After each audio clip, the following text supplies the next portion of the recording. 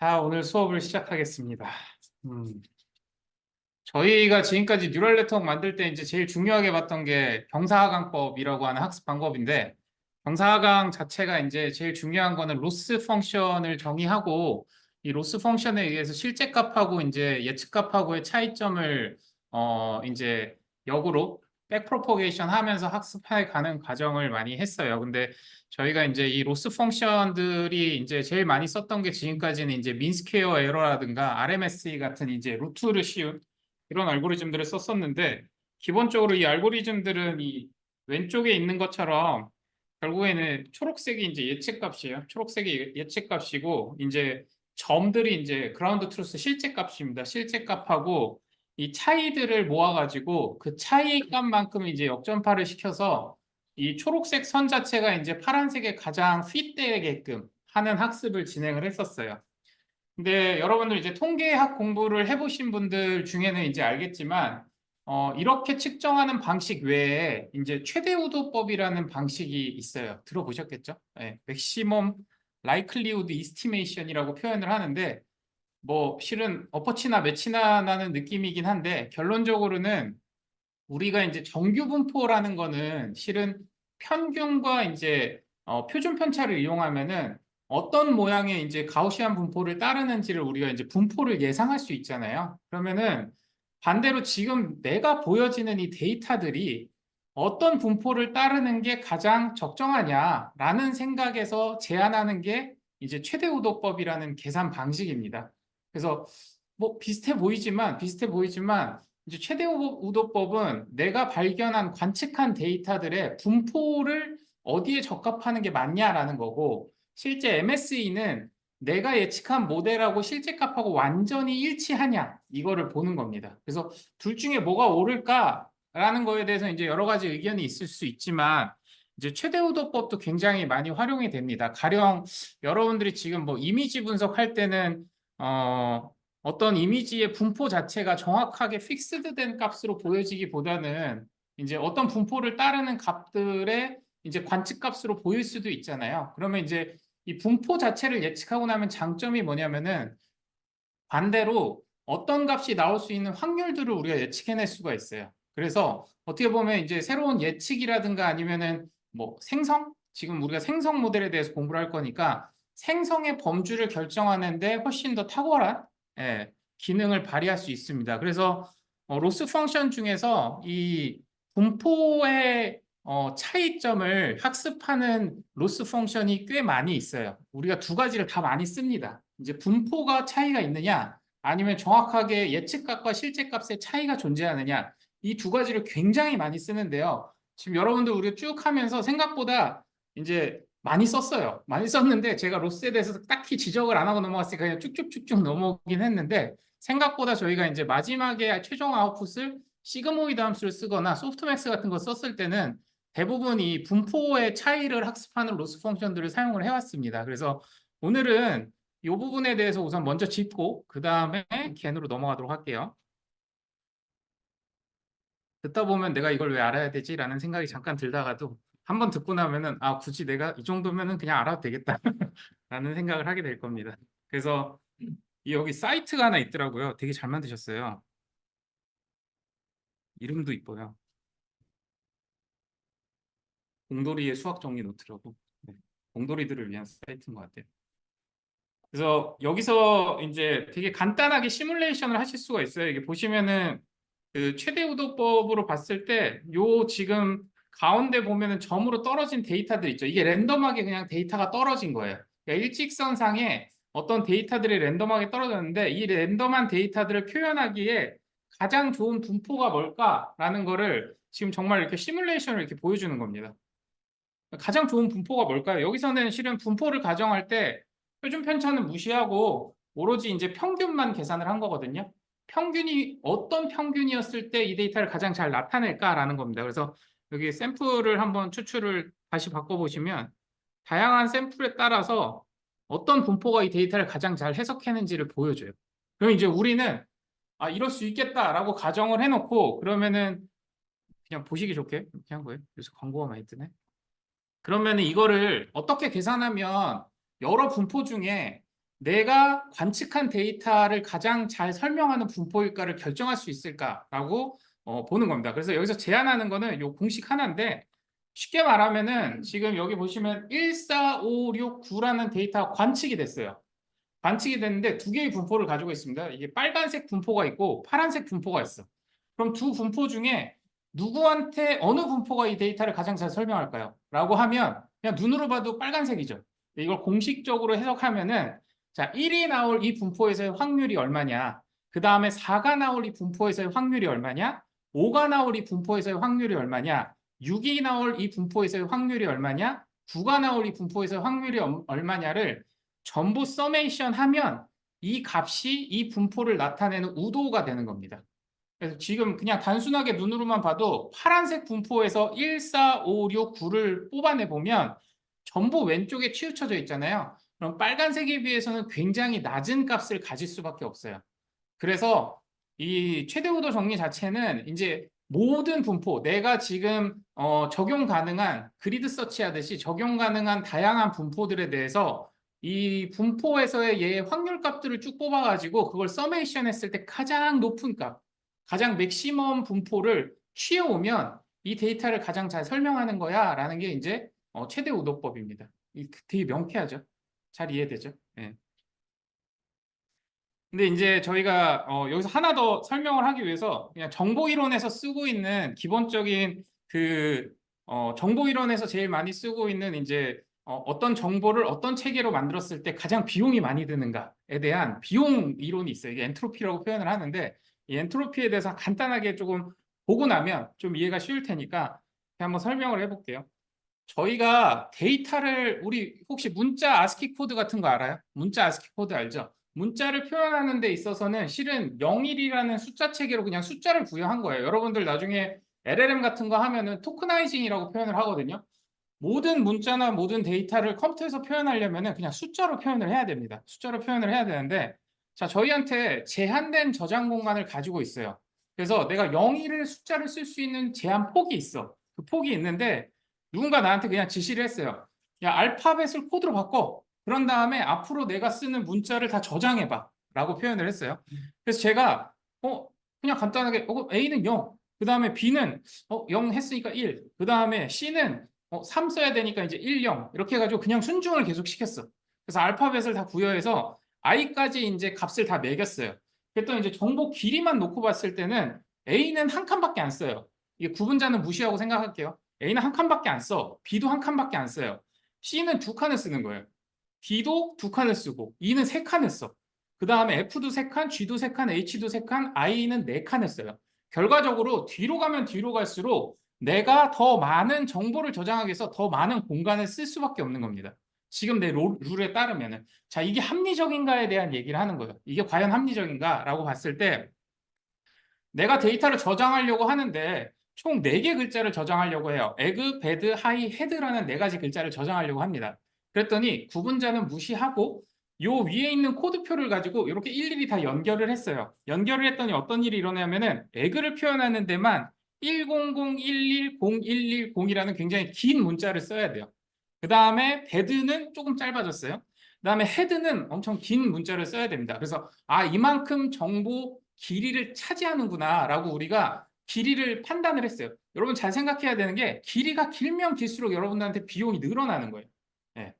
그래서 밑에 이거를 다시 한번 누가 판단을 해본 겁니다. 야, 근데 잘 생각해 보니까 우리 이거 압축하고 똑같거든요. 여러분들 압축 이론에서 제일 많이 쓰는 게 뭐냐면은 제일 많이 발생하는 코드를 무조건 가장 짧은 숫자로 바꾸는 겁니다. 여러분들 이미지 압축 중에서 보면은 BMP 포맷이라고 있어요. BMP 포맷은 어떻게 되어 있냐면은 여러분들 지금 데이터 분석할 때랑 똑같아요. RGB 3 채널에다가 숫자가 0에서 255가 꽉꽉꽉꽉 차 있는 게 BMP예요. 그래서 이미지가 제일 크게 파일 용량을 가져갑니다. 근데 JPG나 GIF는 어떻게 하냐면은 기본적으로 GIF 같은 경우에는 이미지 파일 딱 봤더니 컬러가 20개밖에 안 써. 그럼 굳이 256, 256, 256이 필요해? 필요 없잖아. 그럼 25까지 숫자만 가지고 위에 미리 인덱스 맵을 만들어요. 그런데 그 뒤는 그 양으로 채워버리는 거예요. 그러면 이미지 용량이 확 줄어듭니다. 실은 R집 압축 같은 것도 다 같은 방식이에요. 그래서 정보론에서는 우리가 에그, 배드, 하이, 헤드에서 실제 그 문자가 발생할 확률을 그냥 계산을 먼저 해본 겁니다. 그래서 A는 한 번, D는 두 번, E는 세 번, 그리고 이제 뭐죠? I가 한 번, 네, 그다음 E가 세 번 나왔죠. 자, 그러면 우리 입장에서는 여러분들 그냥 상식적으로 생각해 보세요. 제일 많이 나온 게 2야. 그러면은 2를 어떻게 해야 되겠어요? 2를 가장 짧게 만들어야 돼. 네, 우리 그냥 상식선에서는. 근데 지금 반대로 밑에 길이를 보면은 많이 발생한 애들은 길이가 3까지도 가. 적게 발생한 A나 B가 오히려 한 칸을 차지하고 있어요. 그러니까 지금 정보 이론에서 얘기하는 우리가 효율적인 정보 관리 체계상에서는 이건 잘못된 거예요. 그래서 이거를 잘못된 거를 이제 잘 되게 만들려면은 코드 자체를 이제 바꿔야 되는 겁니다. 그래서 밑에 이 코드를 확률이 많은 거를 짧게, 그 다음에 확률이 적은 거를 이제 길게 표현을 했어요. 그랬더니 이제 변환을 해보니까 지금과 같이 이제 A가 100이라는 세 칸을 차지하고 B도 101이라는 세 칸을 차지하고 가장 확률이 많이 나오는 E가 0이라는 한 칸짜리를 차지를 했어요. 그 다음에 두 번째가 이제 D니까 D도 한 칸. 이런 식으로 이제 다 정리를 다시 했습니다. 그랬더니 그 밑에 에그베드 하이 헤드가 이런 체계가 없이 만들었을 때의 길이에 비해서 이런 체계를 가지고 다시 계산해서 만든 코드표를 가지고 만들면 훨씬 줄어드는 것을 볼 수 있어요. 이해돼요? 예. 이러고서는 이제 나중에 이 얘기를 왜 했지? 이러고 할 수 있어요. 그렇게 해서 이제 발생 확률을 총 길이를 계산해 보면 지금 요 앞에 보시면 총 길이가 2.58이었습니다. 이제 위에 확률하고 길이를 곱해가지고 계산을 해보면 2.58이라는 길이를 쓰고 있었어요. 근데 얘를 다시 이렇게 코드를 한번 정리를 하고 나니까 1.8이라는 길이로 확 줄어들었어요.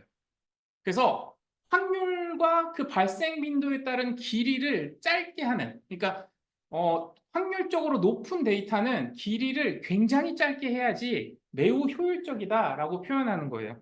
이걸 이제 우리가 보시면 엔트로피라고 표현을 하는 겁니다. 엔트로피. 네. 엔트로피에 대한 설명이었어요. 그래서 엔트로피 공식을 보시면은 자 우리가 로그 x라는 함수가 지금 왼쪽과 같이 생긴 이렇게 생긴 함수예요. 근데 이걸 마이너스로 이렇게 뒤집어 보시면 어떤 일이 생기냐면은 0에서 1 사이에서만 양수를 가져가요. 그렇죠? 양수를 가져가는데 1에 가까우면 가까울수록 어때요? 굉장히 짧아집니다. y 값이 굉장히 작아져요. 그 다음에 0에 가까우면 가까울수록 y 값이 거의 무한에 가깝게 커집니다. 자, 이 마이너스 로그라는 함수를 이용하면은 우리가 원래 앞에 정보 이론에서 얘기했던 길이를 대체할 수 있는 함수로 쓸 수 있는 거예요. 네. 그리고 거기에다가 pxi라고 하는 확률을 그냥 곱해보니까 둘 다 확률입니다. 이 데이터셋에서 확률하고 그 다음에 그 확률의 길이를 로그 px라는 것으로 해가지고 두 개를 곱해서 마이너스 로그 px죠. 곱해가지고 썸을 해보면 어떤 일이 생길까? 굉장히 효율적으로 잡혀있는 데이터셋일수록 이 엔트로피가 굉장히 어떻게 돼요? 작아지는 거예요. 네, 작아지는 모습을 볼 수가 있어요. 그러면은 이게 앞에서 얘기했던 우리가 우도랑 되게 비슷한 게 확률에다가 이제 확률을 이제 서메이션 했더니 값이 나오는 거잖아요. 이건 확률에다 추가적으로 뭐예요? 확률이 크면 클수록 값을 작게 만들어 가지고 서메이션한 값이에요. 그래서 이 엔트로피 값 자체가 어떻게 보면은 어떤 그 확률 분포를 대표할 수 있는 하나의 정보로서 작용을 한다고 판단을 합니다. 네, 여기까지는 이해되죠? 잘 따라오고 있죠? 네. 실은 설명하고 싶었던 이거예요. 크로스 엔트로피예요. 네. 그래서 우리가 이제 크로스 엔트로피라는 걸 제안을 해요. 크로스 엔트로피는 뭐냐면은 두 개의 확률표가 있는 거예요. 하나는 A라고 하는 분포고요. 두 번째 거는 B라고 하는 분포입니다. 자, 그러면은 크로스 엔트로피를 왜 계산하냐? A가 B랑 얼마나 유사한가를 보려는 거예요. A가 B랑 얼마나 유사한가를 보려는 건데 잘 보세요. 크로스 엔트로피는 되게 단순해요. 지금 보시면은 요 왼쪽에 보면은 아까 우리 지금 썼던 정보 이론에 썼던 그대로예요. px라고 하는 거는 이제 x가 발생할 확률이고 그 다음에 마이너스 로그 px는 그 확률을 다시 마이너스 로그에 반영했을 때 이제 나오는 숫자입니다. 그래서 이렇게 쭉 계산을 해서 보면은 지금 원래 확률, 그러니까 우리 A, B, C, D, E, F, G가 발생할 수 있는 확률은 엔트로피는 0.60이에요.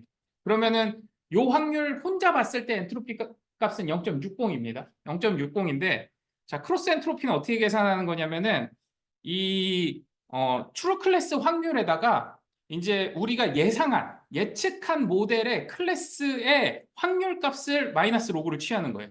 이해돼요? 그러니까는 어떤 데이터를 내가 이 데이터를 지금 가지고 학습을 하잖아요. 학습을 했을 때 아까 우리 MSE 같은 경우에는 값하고 예측값하고 1대1로 비교했었잖아요. 그게 아니라 내가 가지고 있는 데이터의 분포랑 그다음에 내가 예측한 데이터의 분포가 얼마나 일치하냐를 계산하는 데 있어서 이제 실제 데이터의 분포 확률에다가 뭘 곱할 거냐면은 마이너스 로그 예측 분포의 마이너스 로그 값을 구하는 거예요. 그러니까는 길이는 어디서 가져와요? 길이는 예측된 분포에서 가져와요. 근데 확률은 어디다 반영해요? 실제 분포에다가 반영을 해요. 그럼 어떤 일이 생기겠어요? 표정이 점점 다들 일그러지고 있어요. 어떤 일이 생기겠어요? 안 맞아요. 그러니까 발생 확률이 높으면 높을수록 마이너스 로그를 인해서 값을 작게 잡았어야 되는데 발생 확률이 조금이라도 어긋나 버리면 어떤 일이 생기냐면은 마이너스 로그 값이 작지 않고 튀어버리는 거예요. 확률은 높은데 값이 튀었으니까 합산은 어때요? 폭발적으로 커집니다. 반대로 되게 조금 나오는 확률이 되게 낮은 애인데도 불구하고 예측에서는 확률이 되게 높았어. 그럼 어떤 일이 생겨요? 마이너스 로그 값이 엄청 짧아요. 그래서 두 개를 곱해버리면 어때요? 얘가 별로 크게 영향을 안 줘야 되는데 엄청 조금 나오는 애한테 엄청 짧은 값을 줘버려. 그리고 전체 엔트로피는 굉장히 폭발적으로 성장시켜 버리는 거예요. 어차피 모든 확률 값들한테 주어야 되는 마이너스 로그라는 길이, 우리 아까 정보이론에서 결국엔 데이터가 차지하는 칸의 길이 있잖아요. 이 길이가 가장 효율적인 건 아까 뭐였어요? 많이 발생하면 많이 발생할수록 짧게 주자라는 거였는데 이게 엔트로피로 계산하면 되는데 크로스 엔트로피를 계산하는 순간 두 개의 분포가 약간이라도 차이가 있으면 길이를 생뚱맞게 길게 주는 거예요. 짧게 줘야 되는데. 그리고 짧게 줘야 되는데 길게 주고 길게 줘야 되는데 짧게 주는 거예요. 그럼 합쳐보면은 되게 비효율적인 정보 체계가 만들어집니다. 우리가 제일 처음 잡았던 정보 체계랑 비슷해지는 거예요. 그래서 우리가 이 크로스 엔트로피를 로스 펑션으로 쓰는 거예요. 여기까지 이해돼요? 마지막 말에 다 일그러졌어. 순간적으로. 동시에. 응. 이해되네? 네. 그러니까 분포가 두 개가 존재한다고 했을 때 지금까지 이제 예측값, 실제값을 두 개 비교한 거예요. 그게 아니에요. 지금부터 분포를 비교할 거예요. 그러니까 다 뽑아놓고 분포 대 분포를 계산을 하는 거예요. 발생값에 대한 분포의 분포를 두 개로 크로스 엔트로피를 딱 계산하는 순간 원래 엔트로피랑 차이가 많이 나네? 그럼 이거는 로스가 엄청 크다는 거예요. 이해되죠? 네. 그래서 지금부터 생각을 좀 많이 바꾸셔야 되는 게 지금 뒤에 나올 모든 이론들은 실은 분포 대 분포의 과정으로 덤비는 겁니다. 네. 그렇게 해서 이제 크로스 엔트로피라는 개념을 이해하시면 이거 곱씹어 보시면 돼요. 몇 번 곱씹으면 별거 아니구나. MSE, ES들은 별 차이 없구나 라고 생각을 하게 될 겁니다. 그러면서 많이 나오는 게 이제 풀백 다이버전스라는 이제 KL 다이버전스라는 말이 많이 나오는데 이거는 실은 뭐 엔트로피하고 크로스 엔트로피를 단순하게 이제 차감해가지고 뺀 거죠. 실은 더한 거네요. 빼가지고 이제 계산하는 건데 실은 이거는 엔트로피 이론하고 크로스 엔트로피하고 두 개를 비교해서 뺐으니까 어때요? 엔트로피하고 크로스 엔트로피 뺐으니까 결국에는 차이 나는 만큼의 질량이 남아 있는 거예요. 이게 적분으로 놓고 봤을 때 지금 두 개의 분포에서 차이가 나는 저 보라색 분포만큼을 표시하는 겁니다. 그래서 이 풀백 다이버전스가 크다라고 하면은 이제 두 개의 분포가 멀리 떨어져 있다라고 표현할 수 있는 거예요. 멀리 떨어져 있다. 근데 이게 실은 방향성을 좀 가지고 있다고 그래서 JSD를 많이 쓴다고 합니다. 이거 깊게 이해하시려면 이제 사이트를 눌러서 보시면 되는데 이거 찾아보시면 되는데 이거 깊게 이해하시라고 지금 써놓은 건 아니고 결국에는 두 개의 분포를 비교하는 데 있어서 우리가 제일 많이 쓰는 게 크로스 엔트로피고 그거에 대해서 이제 분포의 차감을 쓸 때 KLD나 이제 JSD를 많이 표현이 될 거예요. 논문 같은데. 그리고 여러분들 이제 케라스의 로스를 한번 보시면 로스 함수 리스트를 한번 보시면 이게 로스가 두 개의 그룹이 있어요. 리그레션 로스하고 이제 프로버빌리티 로스가 있는데 밑에 거는 여러분들 알고 있는 거예요. 그 민스퀘어 에러라든가 앱솔루트 에러라든가 RMSE라든가 이런 내용들이고 이 위에가 지금 얘기했던 바이너리 크로스 엔트로피라든가 그다음에 여기 뭐 KLD라든가 이런 정보들이 여기 담겨져 있는 겁니다. 그래서 뭐 엄청 깊이 고민하실 때는 이런 함수들도 직접 만들고 정확하게 정의하고 가야 되겠지만 저희는 이제 우선 라이브러리에 있는 걸 그대로 사용할 거기 때문에 요 로스 펑션을 사용했을 때 우리가 학습하고자 하는 목적이 뭔가 요 정도만 이해하시고 넘어가면 될 것 같아요. 네, 잘 이해되죠?